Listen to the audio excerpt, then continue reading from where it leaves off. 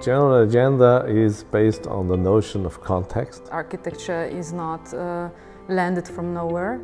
Something beyond interior and exterior, envelope and volume, or envelope and landscape. It's something more fluid. So a building could be a landscape could be in a building. And I also think that because we're sort of trying to move away from architecture as a kind of object, that the context becomes increasingly important, and we're looking at these interventions that are often scattered across neighborhoods of the city or landscapes as a whole. People act in architecture because through behavior we get a new kind of experience, a new kind of perception. I think the idea as assistants is to somehow draw the line between Sejima's ideas of architecture and at the same time encourage students to do something that's quite original and very much an independent sort of vision of what the future might look like.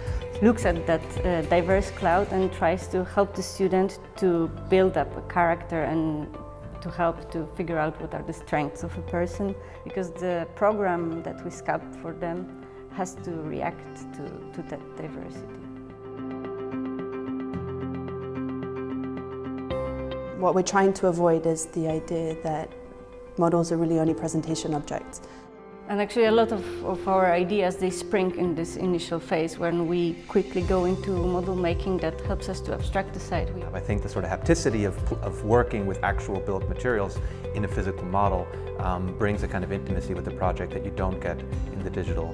Understand physically, or let's say some kind with the body, what it means to be in the midst of a spatial condition.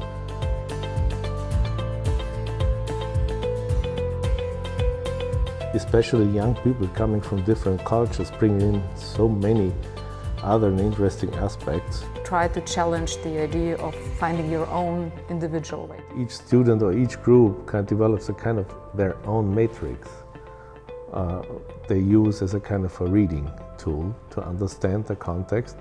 Pedagogically for us, it's interesting that the students leave with a kind of tool set or leave with a very varied scope of experiences in terms of how architecture applies to very different contexts. For the best ways of students develop personal development and the studio development. So it's a kind of a negotiation all the time.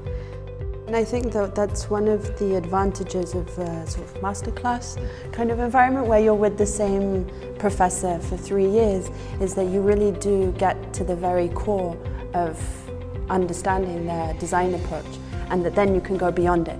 Our goal is that, you know, as they step out of school, they've got that, they know how they can make it better, how they can somehow create a new form of architecture that's going to be representation, like kind of represent their generation rather than hers.